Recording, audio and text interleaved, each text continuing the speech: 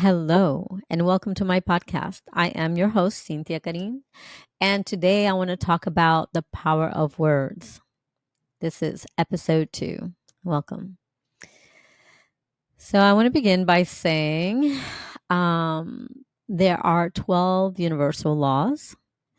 Some recognize 7, and I'm not going to sit here and talk about all of the laws, but I want to bring up a couple, and because they're all related and linked. So one of them I think you're all familiar with is kind of like the most talked about universal law, the law of attraction, right? And this is a universal influence. It's about influencing, attracting what you want through focus and attention, right?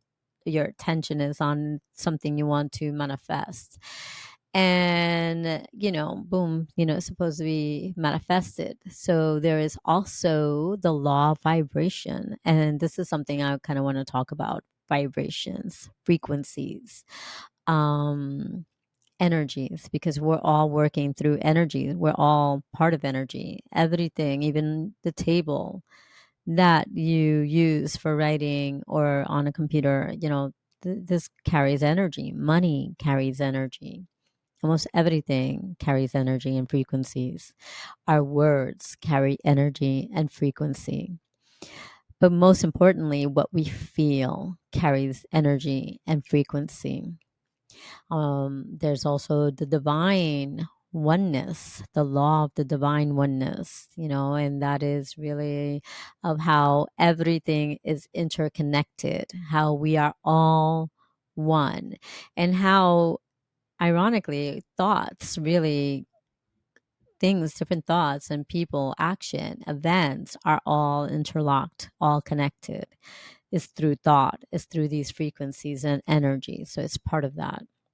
And there's the law of correspondence, and there's also law of inspired action, which, that means if you want to manifest something, right?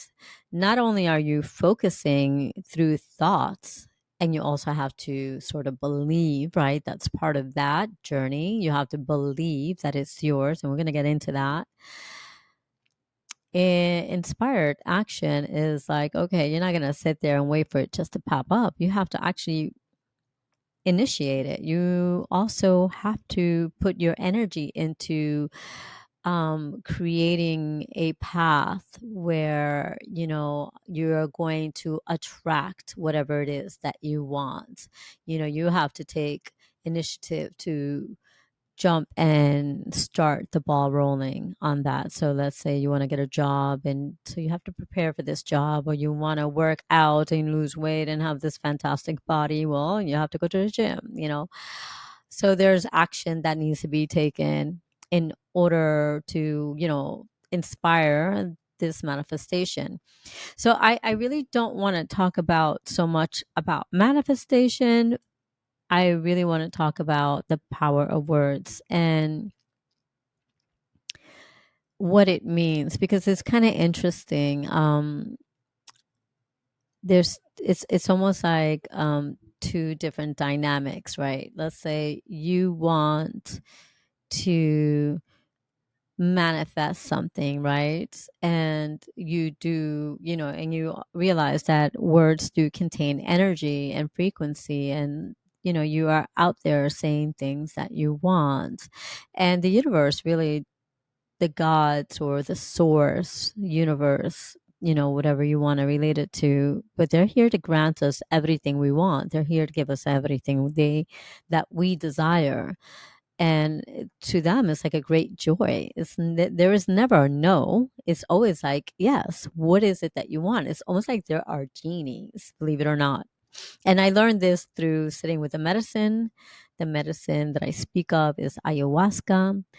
For those that are not familiar, please Google ayahuasca. She's a beautiful grandmother medicine, female presence. She comes from the jungles of Peru, Ecuador, which I'm from, Argentina, and Brazil. She's a very sacred plant, sacred medicine. And I am very grateful and thankful that she has been in my life and in my journey for now 9.5 years. So I've been sitting with the medicine for quite some time.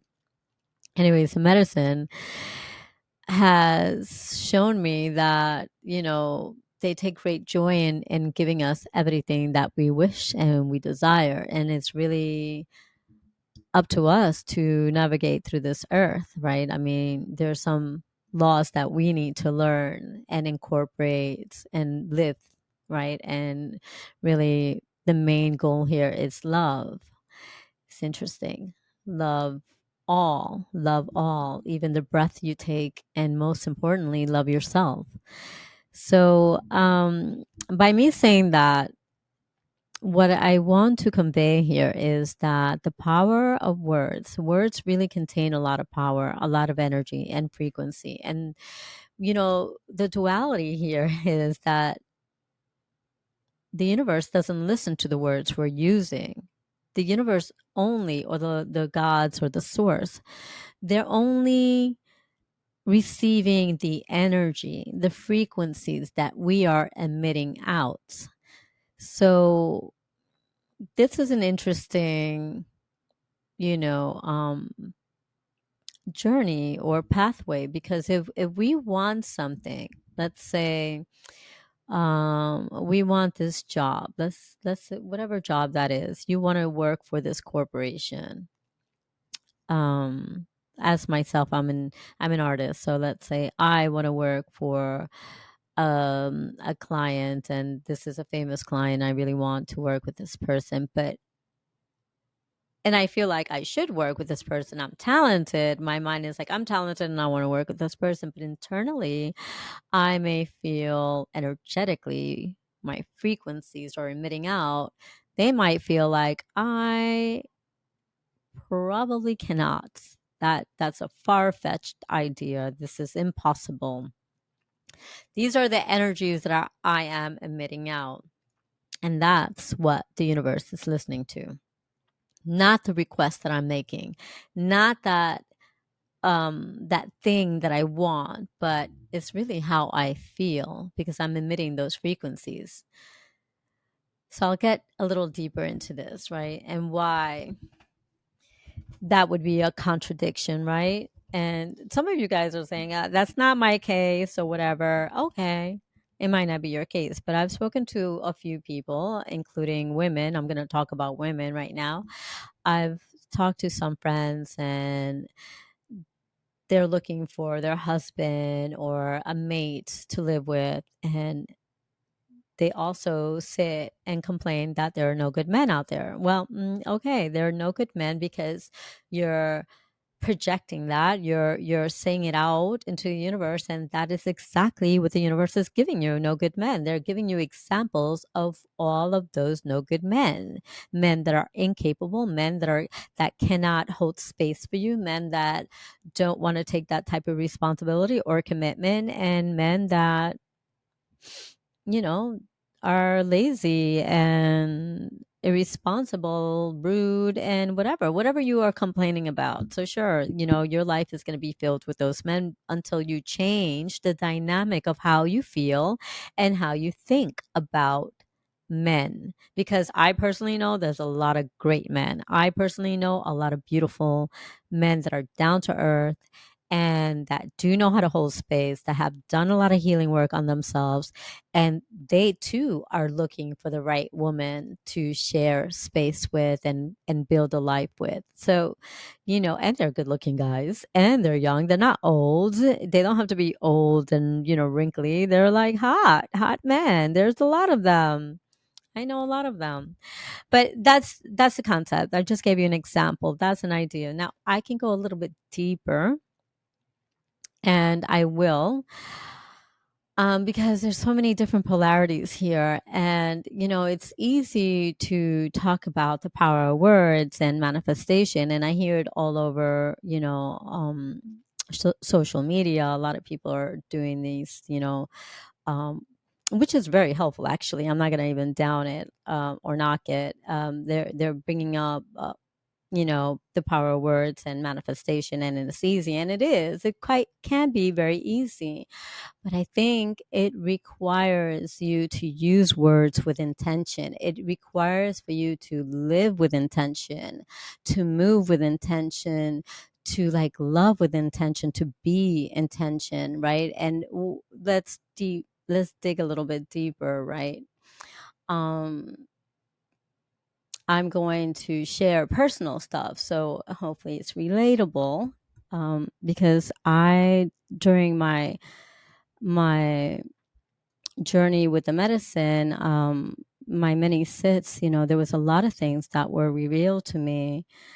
A lot of people ask, why do I sit with the plant medicine so much? And my answer is like, my healing journey never ends. There's so much, there's so many layers, deep layers, and I'm also learning about life and the dynamics, the chemistry, the quantum leaps and the physics and other dimensions. I'm learning so much. Why do I want to end my journey with the medicine when it's been, a plus? It's been, it served me so well, like in so many levels. But I do want to say that during the course of my work with the plant medicine, I've noticed and I learned, and very, very late actually, because it was other things I was going through and learning about, including relationships with my mom. Um, this whole thing about self talk.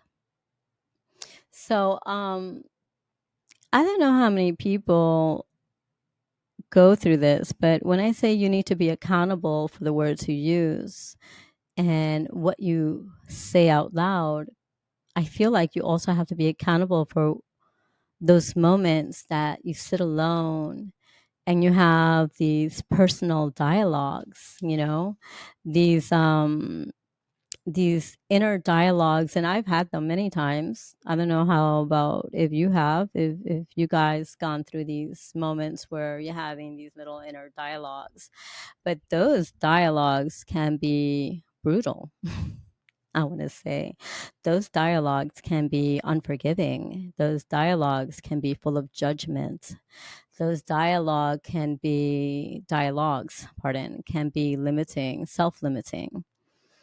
And this is something that I don't hear a lot of people talk about. I don't hear a lot of people mention of how these moments, being alone, can be just as powerful as when you are out and trying to create and manifest. Because it's these small dialogues that we have within ourselves is what really can make or break, your wish that you are trying to really put out there, what you were really trying to manifest and what you're trying to attract into your space.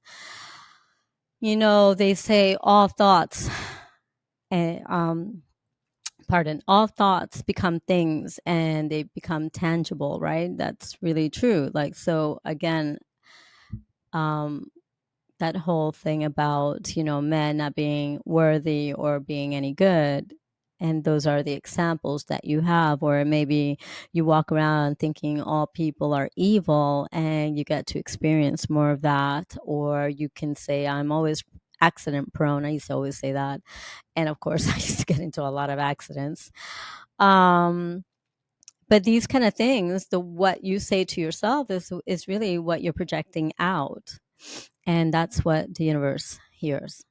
The universe hears that shitty itty bitty committee sometimes speaking out loud, because those are the inner feelings. Those feelings come out, they project out in frequencies, right? You're not pretty much aware of that, or you may not be aware of the process. You really have to stop yourself and realize that you're actually doing this.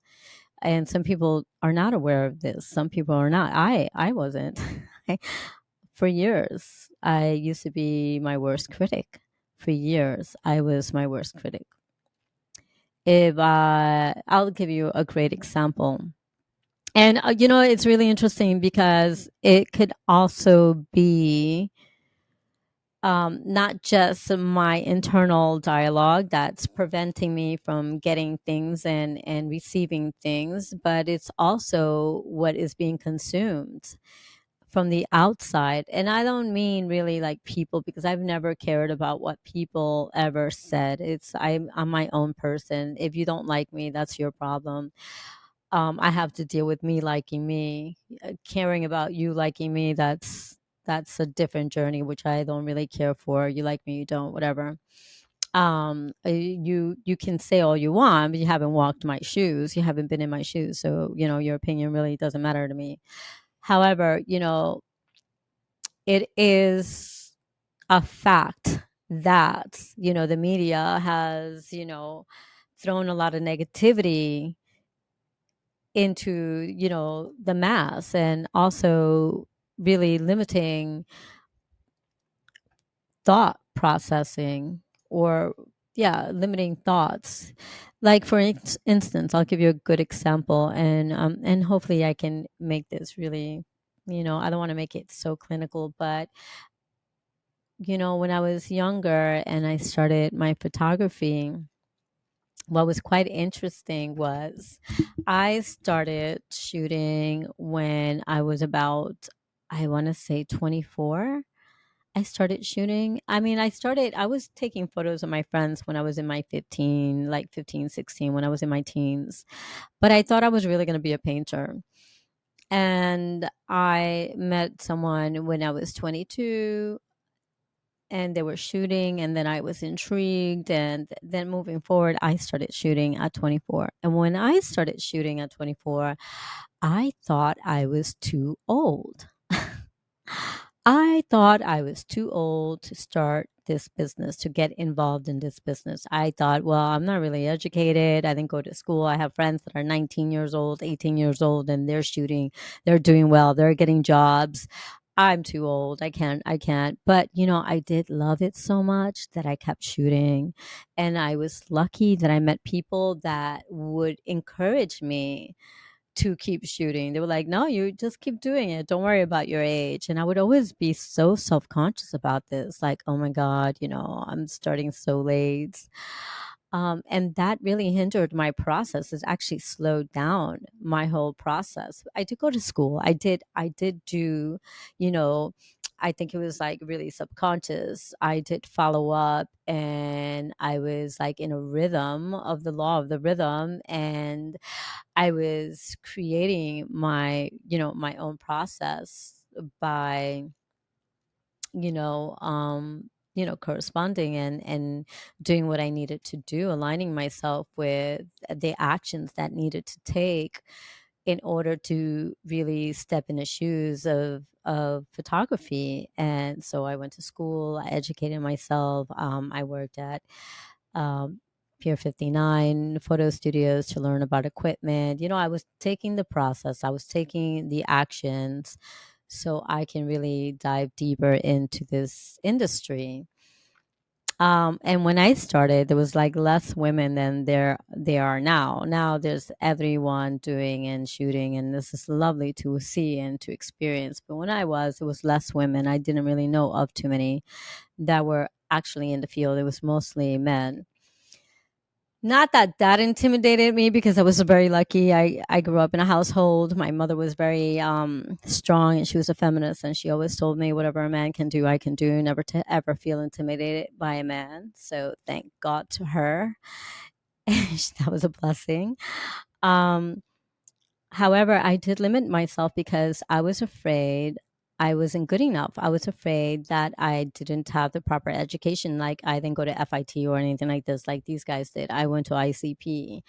Um, I felt that I was too old, and it was just like a mental struggle. Like at moments, I would have this shitty itty bitty committee come up, and I would battle it. And then there were moments that were I was really amazingly great at quieting the mind and not allowing these, self inflicting words to cripple me. And so I continued to shoot, but not, it wasn't until I was in my 30s that I started, you know, being known for my work. I think it was in my 30s when my work really hit in and people started knowing who I was and what I was doing. And they were like liking my stuff. And I was really feeling overwhelmed and flattered, like, oh my God. But I still felt the pressure of like, I needed to do more because there are so many other people better. And, again, I started so late. So there was like a lot of mental pressure. These are mental dialogues that I would have, you know.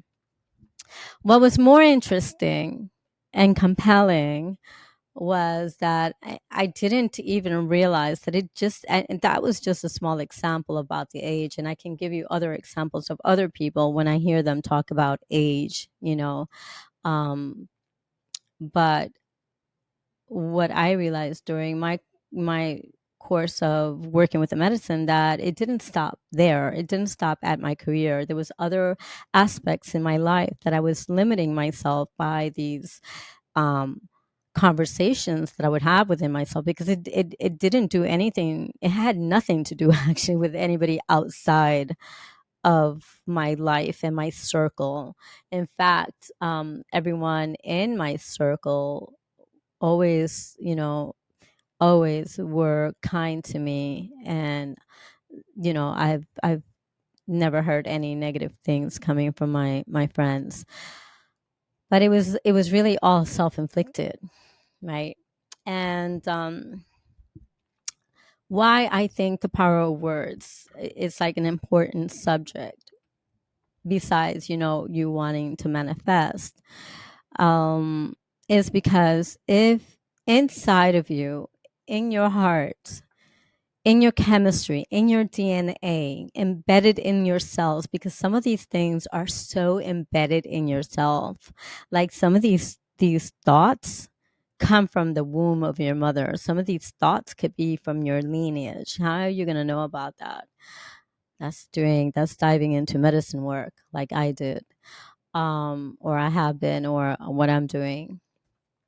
Um, it's really, it's, you really need to sit with yourself and look in if you are doing any of these things, but you have to be honest, and you have to be truthful, honest and truthful with yourself, and see if you actually catch yourself using negative words against you. Because when you start talking or feeling um that you're not good enough, or you start putting these limitations due to society, and the stigma that they bring in, the limitations that they create, and you start buying into that, you start believing in that, and you start creating your own limitations, and you start having these dialogues, that energy and that frequency is what the universe is listening to, and therefore that's what they start presenting into your space and into your life.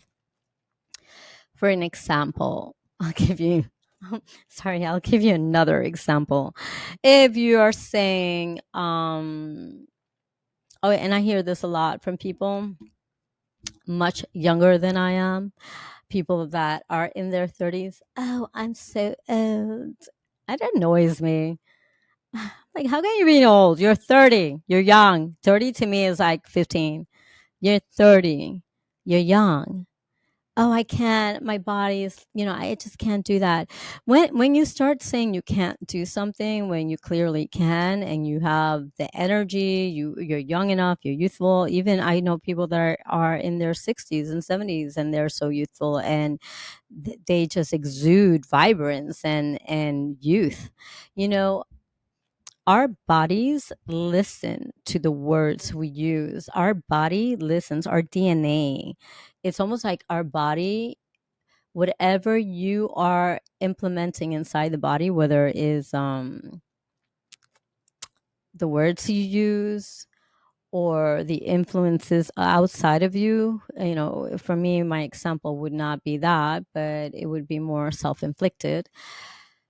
But these things you start saying to your body, like, oh, I can't do that, or that's impossible, or I don't know. You just create excuses. You are always creating excuses. Your body is going to believe that. You're kind of like reprogramming your DNA, your cells, and your body really starts applying those words into action. And then when that happens, those frequencies are given out into the universe. And so it's kind of like an interesting dynamic. If you're in a happy place with yourself, if you feel like unstoppable, if you feel vibrant and vigorous, if you feel like there's nothing in this world that can stop you, you can obtain anything. Um, you are the magician. You are in control of your life, and you're the one. And this is, I haven't really seen too many people like this, but when I have met people like this, I'm like just drawn to their energy because that's exactly what I want. That's exactly what I want to be. I just want to be constantly going, nonstop, formless. I want to be just this bundle of energy because I'm alive, and just being alive, I do have a lot of gratitude for being here. I have a tremendous amount of gratitude for this life and for this journey that I've taken, for the things that I've learned, for the things that I've experienced. I've experienced a lot more than most people, and I've loved so many different levels of love. I've experienced love, and that's one of the most important keys and elements of life is love. We're here to love, to experience all types of love, to be loved, to be the vessel of love, and that could be challenging sometimes. I'm not gonna lie, but it's a beautiful thing when you really do remove your ego out of the way and just be this formless vessel of love, constantly showing and giving. That's a beautiful thing. But I do find that when you're consuming outside energy that is filled with negativity, whether it's the media or people that are surrounding you that are constantly having limited thoughts and limited action and limited words, and that starts sticking to you, and then you start believing it, all of that, is a cycle. And those kind of frequencies and energy, it's kind of what you want to avoid. You want to, create, you know, a beautiful life for you. And I get that you don't have to be so perfect either. Sometimes imperfection is a beautiful thing, but what is most important is to be able to love every aspect of you, to be able to just be gentle with yourself, to be kind, to be generous, thoughtful, and try to be present and aware when you are having this inner dialogue that is limiting, this inner dialogue where it is stopping you from receiving your gifts, because every single one of us have gifts to receive. Every single one of us are here to really experience this beautiful human life and at its fullest. It's a rich, rich thing. And, just even being here, knowing that we are here is a blessing. We won the lottery, and we should just be filled with so much gratitude. I will tell you this, the more you embody love and the more you embody abundance, the more you embody just like limitless or formless, energy, the more you start attracting that. But you really genuinely need to embody that. You really genuinely need to feel that freedom, that lightness of being abundant, and maybe love, feeling that inner love. And that love doesn't necessarily need to come from someone else. It just really needs to come within you. The more you love you, the more that energy comes out and the more you can attract that. But it starts with the power of words. It starts with how are you speaking to yourself? One of the things that I learned to do, um, And this started with a dear sister of mine, a spirit sister, one that I hold very close to my heart. She's a very beautiful woman. She's a magic woman. I sit with her a lot with the medicine, and she is really pure magic. She once came to do some beautiful work with me, like a one on one. And one of the things she started doing was affirmations with me. That was the first time I was introduced to affirmations, and that might have been like 4 years ago. And then I sat with this frog medicine, which I'll talk about in a different session because that one was like life changing, powerful. Working with ayahuasca has been powerful and life changing to begin with, but this was like next level. But when I did sit with this medicine, it also brought me to a place where I felt extremely powerful. And what was key was to sit and do affirmations. And since then, I've been doing that. I've been implementing that. So, I guess what I want to suggest to those that are listening, to my friends and to those that are listening, is how to practice, right? How to practice these laws, right? And one of the laws would be, well, one of my own laws would be love yourself. Be kind to yourself by the words you use, because your cells in your body is listening. Every single cell of your body is paying attention. So if you're saying to your body that you can't, or you're fat, or you're ugly, or you're worthless, or you're useless, or you're lazy, or you can't, or whatever these things are, your body is listening. Try to stop yourself. Try to, first of all, be aware that you're doing this. And when you're present enough to just say, oh my God, I'm doing this, stop. Do yourself a favor, stop and say, no, no, no, no, I am worthy, I am amazing, I am, fruitful, I am abundant, I am formless, I am here to shine, I am here to receive love, I am here to be love, I am here, I am here, and I am worthy. Say whatever you have to say to reinforce that you are a beautiful being, that you are, worthy of being on this planet, that you do belong, and you are here to like achieve wonderful things. And hey, if you are the happiest alone in a mountain, just overlooking the ocean, and that's all the peace you need, then so be it. But just always be kind to yourself. Always realize that whatever words you're using, you have to be accountable for all the words you're using, whether it's to others or to yourself. But you are accountable, no one else is. Just be mindful and just use these words with kindness. Always be thoughtful and be, aware of how you're using the words. And if you catch yourself, hey, don't beat yourself. That's another thing, like I know a lot of people that are on this spiritual journey like I am. I have some sisters and some very close friends that we do talk to each other daily because we need that support. We create space for each other when we're having our moment of turmoil, because we go through that. We're not, invincible. We have to manage, you know, hurdles in our life, and sometimes those hurdles are internal hurdles that we need to, work through and comb through. This is why we're working with the medicine. So we're healing ourselves, so we can be better humans and we can be the better example. Um, but one of the things that I have spoken with my friends and my sisters is that we sometimes fall in a grace of judgment.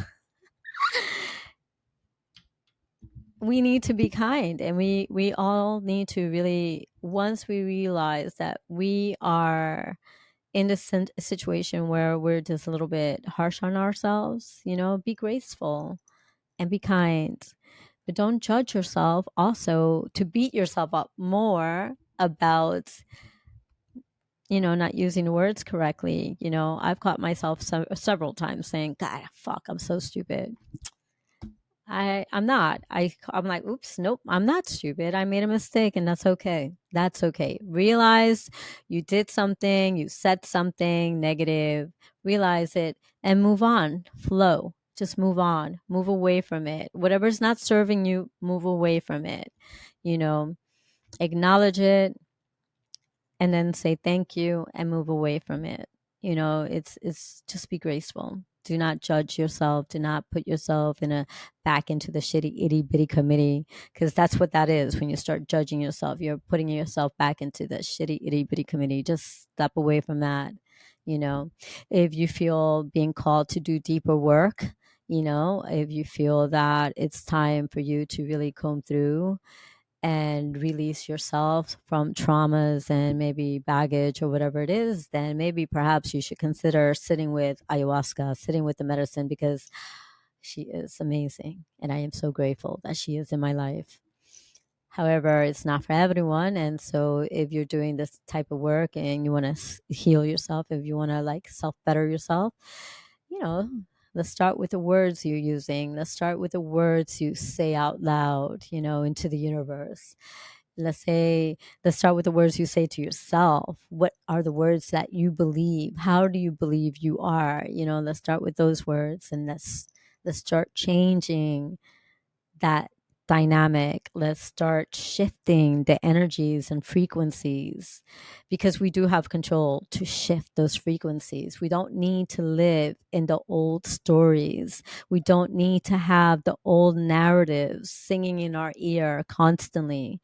We have the power to navigate out of that old narrative, that old story, and start shifting the frequencies into abundance. So, with that, I want to close, and I want to say thank you for joining, for tuning in. I love you all so much. I see you all. Thank you.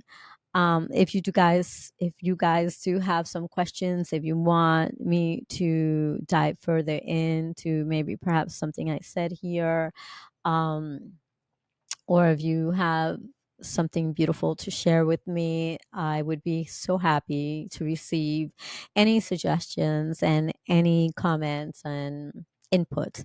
So please, I will write an email below and just send in those emails, and maybe hopefully further down the line I will have a phone line where some people can call in. But I do, and I will have a guest on my next podcast, I am very happy to announce. So please stay tuned, and more announcements will come. So thank you. Enjoy your weekend, or enjoy your day or your evening. And thank you again. Lots of love, peace, power of words. Thank you.